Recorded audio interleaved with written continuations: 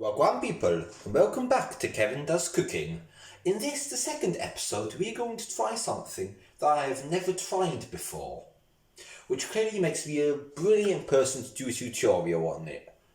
So what we are going to be cooking today is a savoury type of shortbread which includes cheese. To those who do not know, I am moving house in about a week and a half, and I quite literally have no food in my house. So this is just me scraping together things which my housemates left and which were left over from the last video. So, very simple recipe, shouldn't take too long. Indeed, it only has 3 ingredients. So our first ingredient is butter. This is a beautifully simple recipe because each of the 3 ingredients have the same amount of weight, and we're going to cook with 75 grams of each of the butter, the flour and the cheese. So we're going to start off by getting the butter. This is salted butter because that's what I have left, and it's about 5 days past its best before date, so might kill me, but I think, like if I do a quick visual inspection, you could do a visual inspection, it looks okay, and it's from Lidl, so that shit lasts forever. So we weigh this. Why is it not fucking going on? And you can see that's 75 grams. Like, I'm not sure if you can see, but how on point that is for a random guess. Like, I am well pleased about that, and that's not very much, to be fair. No, it isn't. We'll see. So we'll get that, and we'll get our bowl and place it into the bowl. And remember the last recipe? I'm a bit worried about cutting into a plastic bowl, which has been washed up since the last one. It's been probably about 2 weeks since I filmed, a week and a half, so I've been quite busy with work and house stuff, so haven't had time to record another one of these epic cooking videos. Whereas normally people aim to cube the butter, I just sort of leave it like that. So butter. Next job, flour. You can use self-raising flour, but I now have some perfect plain flour, which was left over from the last recipe. And a bit more. I'm really not cooking that much of this, because I don't know if it's going to work, but if it does work, maybe I cook it again. So we get our flour, and we put it into the sieve. As if you were paying attention in the last video, sieving is everything. If you do not use the sieve, you are not a cook. Your life is pretty pointless. You might as well just die.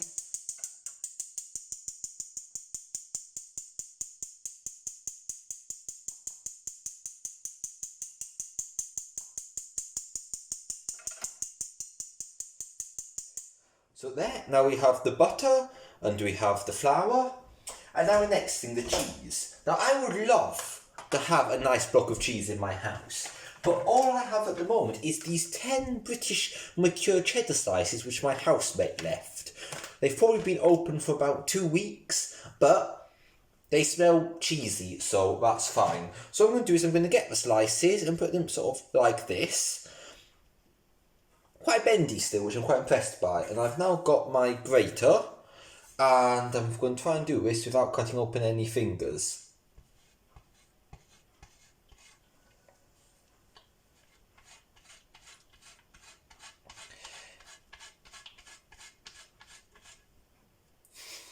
This is the most fucking ridiculous thing I think I've done in my life, but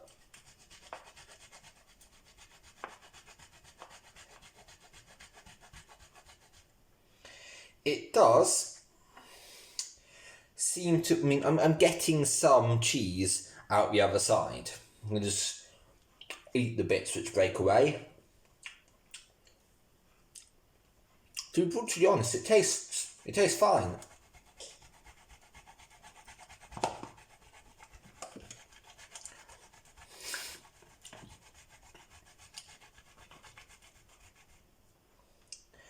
That's good.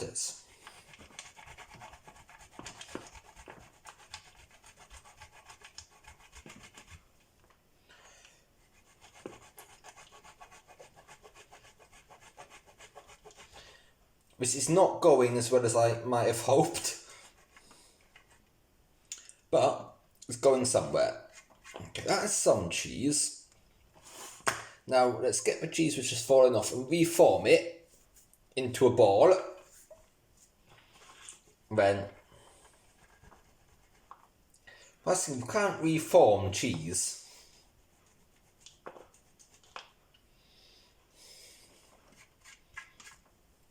Okay, so that's worked for some of the cheese, which is good. Unfortunately, most of the cheese is very bad, so I need a backup plan. And I would love to use a hammer right now, but I just don't think that is going to cut the mustard. Actually, I have some mustard, but no, I'm not putting mustard into this recipe. So whilst grating it has created a very fine cheese, I'm not sure if that is possibly the ideal. And you look at this goddamn mess. I cleaned this kitchen earlier. So I'm just going to do this. I'm just going to sort of like do this, grate my cheese by hand. So like the fine cheese will be like, if you watch the brownie episode, it will be like the chocolate powder in the brownie. And these bigger lumps would be like the actual chocolate bits we put in. So like you can eat this and get like a bite of cheese and stuff. It might actually be quite nice. This also might take for fucking ever, which isn't good, because it's actually quite late at night. I was at work for many hours earlier, and I was just a bit peckish. I've literally no prepared food in my house, so it's like, might as well go bake something and record it and get some views. Let's see if we can beat the last episode. I think it's on like 36 views at the moment, which is not too shabby, but I know the loyal fans of the corner. If you advertise, we can do better than that. Maybe we should aim for 50 views. 50 views, like that would be big. I noticed Dick's Track Chows is firing its way towards 500 views. Maybe when it gets there, I'll make a special Diss Track revisited video, which I'm sure would go down well with the old time fans of the channel. But yeah, I have fucked up here. I have fucked up big time. There's probably enough cheese, to be fair. I've got a bit more here, but I might just stick that in the fridge covered and add it to a pizza or something. I don't know. What would you recommend? Leave down in the comments what you would do with a pot full of, I'll get the smaller bits in, but what would you do with a pot full of cheese? Okay, so there is our recipe. Now, unfortunately, in the time between the last video, I have not apprehended an electric mixer. So, not whisking this, got a wooden spoon, for which apparently I just like mix all this together. So at the moment, just sort of like, I wouldn't say kneading, but just like, I've got the ball of pastry or dough, or what even is it? I don't know. But just doing that to moisturise it.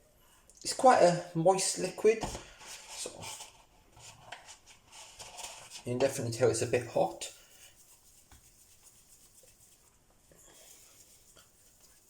But overall, there is our dough.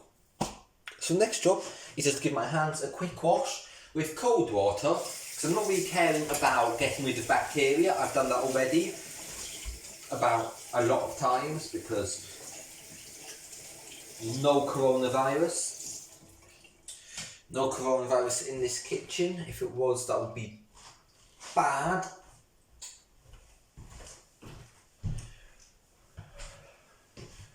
You see, since the last episode, I've even upgraded my tea towel, which is also a hand towel, and an oven mitt, and don't think anything else, but it's a multi-purpose cloth ornament. So the next job is to flour the work surface so we can roll it out. So I've made my sieve wet. Fuck. Like, look, my sieve's fucking wet.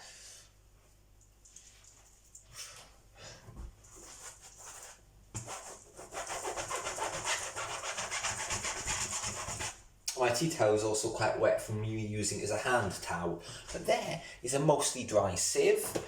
Let's just grab a spoon.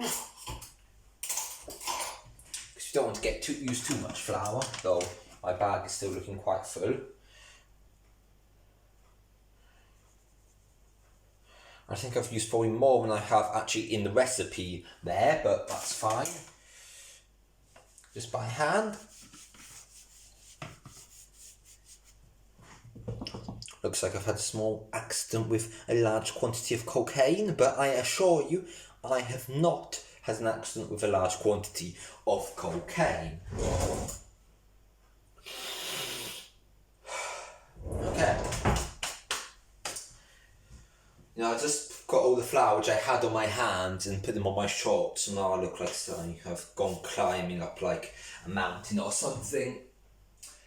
So the next thing we need is a rolling pin, and guess what? I don't have a rolling pin. So, 1 second.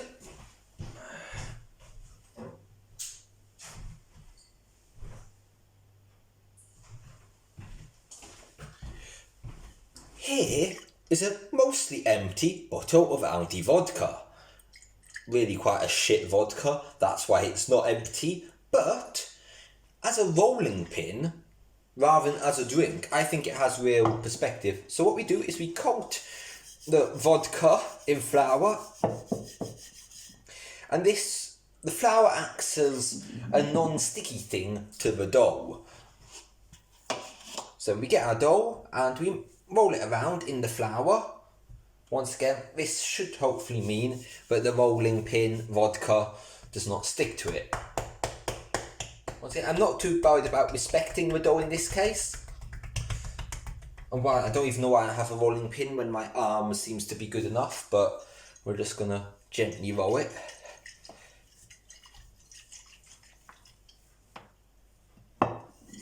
There.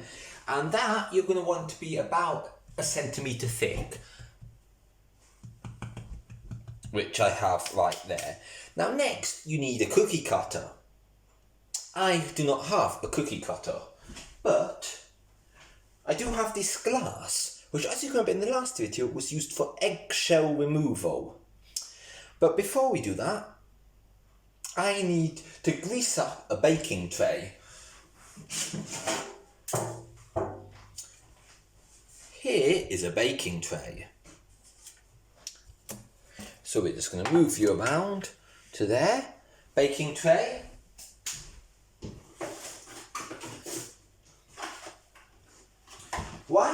Look at this. Why is there fucking cling film in the greaseproof baking paper box? Which retard did that? Fucking hell. I also think we're out of greaseproof paper. Like, I don't know how that happens. So what we're going to do is we're going to lube up some tin foil instead. Because these are savoury, olive oil, virgin, no it's not extra virgin olive oil, just normal olive oil should do a trick. Once again, just with your fingers, spread the oil, spread the lubrication around the tray.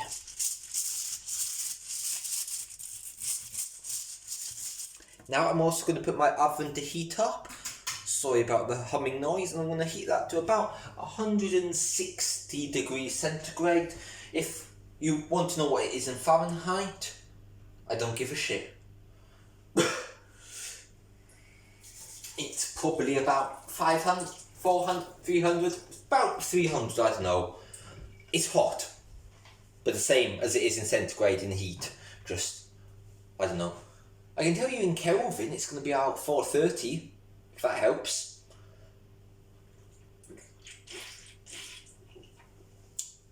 So this stuff, this Aldi strawberry and lime cider, very nice. Very Moorish. Very much enjoying drinking that whilst making this.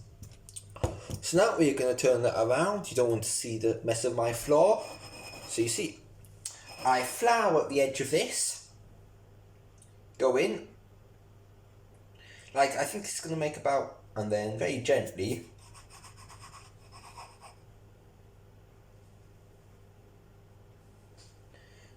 gently remove the shortbread biscuit from the glass and place it on my lubed up baking tray. Much like the last recipe, the lubrication is of critical importance.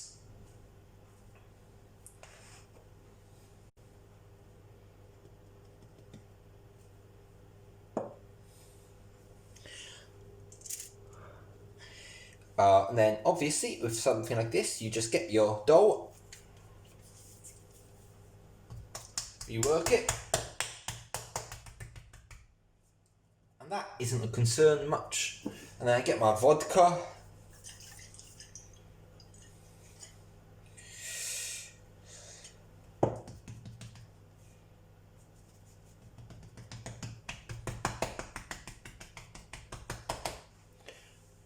and that seems good.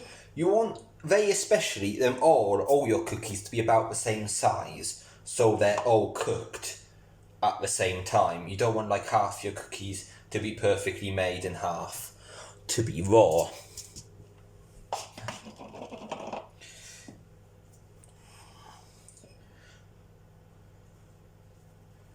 Also, these are just being baked for fun, so I'm not too bothered about melons like that. So you can see there, I can feel that it's starting to stick to the surface, and you can see there's not much flour. So in between, just mix up your flour, get your ball again. And you might think when doing this, oh, the amount of flour in the recipe has increased. Not to like a big enough degree to worry me, so I'm not particularly worried. Because if something doesn't worry me, I would not be worried. And then you have these offcuts.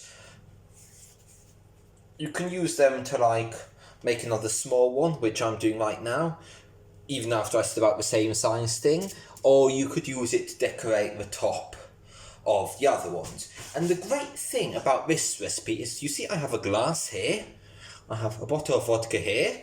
You can just have a shot of vodka in the middle of your recipe.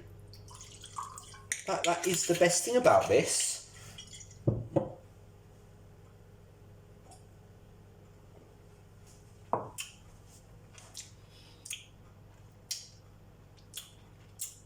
Vodka mixed with flour, mixed with cheese, mixed with butter. Yeah, it's really good. I don't like doing shots, not sure why I did that, but that's fine. So what we now have now, in only 25 minutes, is 5 and a bit perfectly prepared shortbread cookies. My oven is only at 140 degrees centigrade, so I'm just going to leave that for about another 2 or 3 minutes to heat up. Oh god. If you remember back to a few weeks ago, when you watched the last video, I burnt myself getting a tray out of the oven. Guess what I've fucking done again? Okay, well, let's try this out again. Get my tea towel, which isn't wet this time, so this is going to go even worse. Get my tea towel, fold it over a lot of times. I basically have an oven mitt there.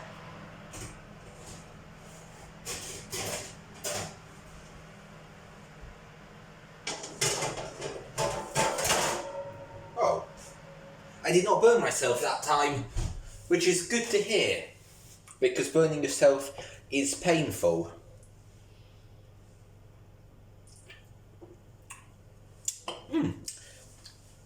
I'll probably edit this out, but I'm just going to chat shit for a while until the oven's warm enough. But yeah,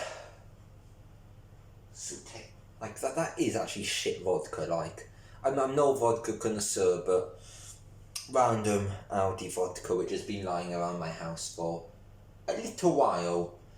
It's not that good. Unfortunately, like any nice alcoholic drinks, or even any kind of nice alcoholic drinks, always come in a bottle with some form of artwork. The great thing about my Aldi vodka is that my bottle is perfectly cylindrical, which makes it as a very good rolling pin replacement. if I was to have a premium vodka, which cost more than $9.99 for 700 mils, they would have spent that money, probably not on increasing the quality of the vodka, but on increasing the amount of glass in the bottle. And increasing the vodka, yes, but sometimes you just want the simplicity of the bottle with nice vodka inside. Unfortunately, nobody does that. So if I want a rolling pin made out of a vodka bottle, I'm going to just have to keep on buying the cheap stuff. Anyway, the oven is now hot, so let's throw these in until they're golden brown, I guess. Well, I am going to now go and do some laundry, because that's something I have to do. I'm not going to clean up this flour. The flour mess will probably be there into next week. Like, I'll be moving out of the house, they'll go, oh shit, the kitchen's still covered in flour, and clean it up. But I'll see you when the cookies are cooked. See you in a bit. Welcome back, people. As you can now see, our wonderful shortbread biscuits are cooked, and I have two bits of bad news for you. Firstly, my wonderful rolling pin is out of vodka, which is very bad for me and was probably a mistake, but at the moment it is fine, and the shortbread biscuits have rather grown in their girth massively. But the dessert of pleasure is in the tasting. No, what's saying? The proof of the pudding is in the eating. Yes, the proof of the pudding is in the eating, and that's what we're going to do now. So we're going to get ready to one. As you can see, got a flat bottom. That's probably from, I think, the tin foil being very hot might have had something to do with this. But let's have a taste.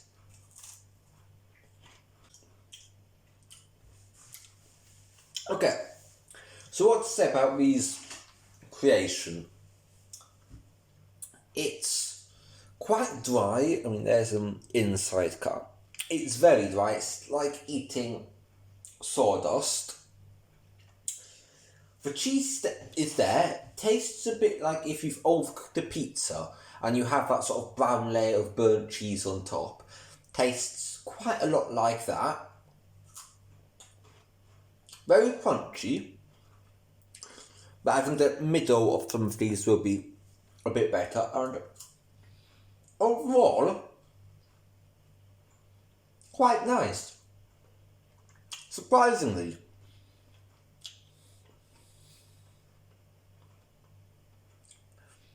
Kind of think the flavour's on point. The texture's what lets it down. I think it would go quite well with a dip of some kind. So, like if you were to get like a tomatoey dip, like you'd maybe have like a pasta type dip, and you were to like dip it in that. Or maybe actually as an accompaniment to a soup. I have no soup, of course I have no soup, I have literally no food. But if I happen to have a soup, I think this might be quite a nice accompaniment to it. As a shortbread biscuit snack, it is quite low down on the possibilities. I think it's gone a bit wrong in that respect, but it does taste nice. And what I would like to see you do is try it at home. Try this recipe at home, try and improve it, mess around with the values of the different stuff, the weights, the masses, and see if you can create something a bit better than this. Because this is, I'm not going to say it's bad, because I'm not going to make a tutorial or something which is bad, but there's room for improvement. But that is good. I have given you inspiration here. Sweet stuff can be savoury. You can change up recipes you see online. Change to the ingredients you have in your kitchen. You can fiddle around with stuff and you can make stuff like this, which may taste pretty awful. Come to think of it, it does. But the only way we can do stuff like this is by experimentation. And that is what we have done here. And that leaves me with a question. How did anyone fucking come up with the recipe to bread? Thank you, and stay safe. Good night.